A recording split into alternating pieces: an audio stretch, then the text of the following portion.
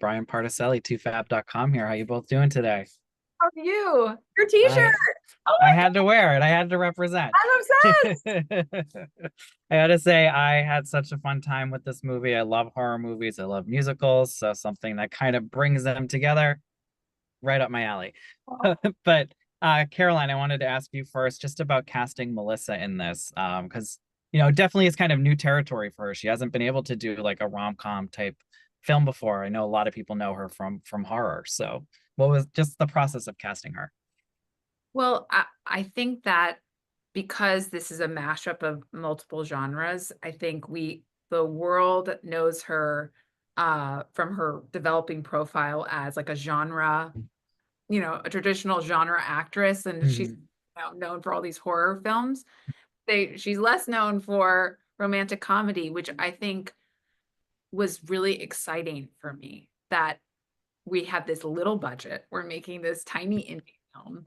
It's hard to attract a bigger actress for a project like this. So lots of, you know, my hope was there was going to be an actress out there who was interested in a challenge and they would take on a smaller project like this because they had never done a role, Mhm. like this before. And Melissa was a singer. Melissa is a singer. Melissa's a dancer. So I was like, I think I saw her in the Heights and Vida, So and good. she's just incredible and she's so lovable, which is extremely important for, romantic comedy.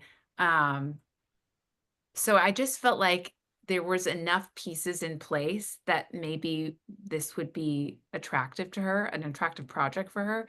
I also had a friend who knew her, and he was like, I think you guys would really get along. And yeah, and then we sent her the script to her people and she read it in a day. And she was like, let's Man. talk. I was in London at the time. I flew from London to LA to meet with her. Yeah. And then she was like, I'm in. Let's do it together. It's great.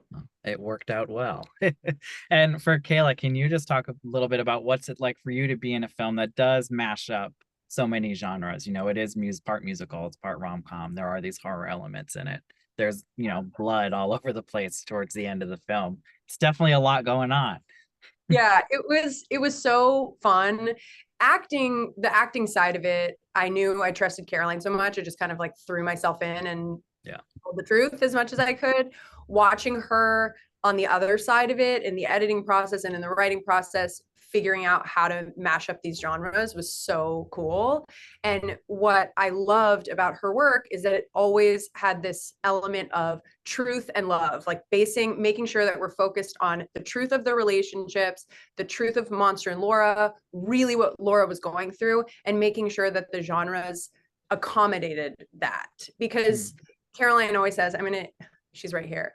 I'm going to use her famous line, which I love, which is that her breakup wasn't a one genre experience. And so that was the truth of implementing these genres. So it always came from a real place and an emotional place. So even though, of course, it's a challenge to figure it out, we always had such a base.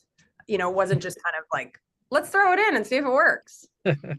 And lastly, I just wanted to ask how difficult or complicated it gets when you're doing some of the more romantic scenes, when you do have Tommy all done up in the prosthetics, and does that get add another layer of challenging to it, I guess? It makes everything, you like to ground everything when the world is so absurd. Mm. It's really, really challenging, but I think everyone really knew what the mission at hand was.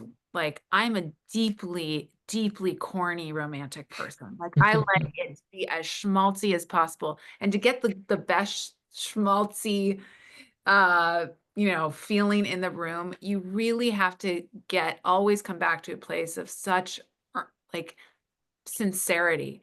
And Melissa knew that and Tommy knew that. And so when things started to feel chaotic and out of control, it was like, let's take a moment and like realize this is about people learning to love themselves and and connecting to parts of ourselves that are so full of pain and heartbreak and hope. And I think that returning to those really, deep, true feelings was a way to keep things grounded throughout all. ridiculous chaos of making a movie with 7,000 genres. Well, I fully enjoyed myself. Thank you both for your time today and have a good one. Brian. Thank you so much.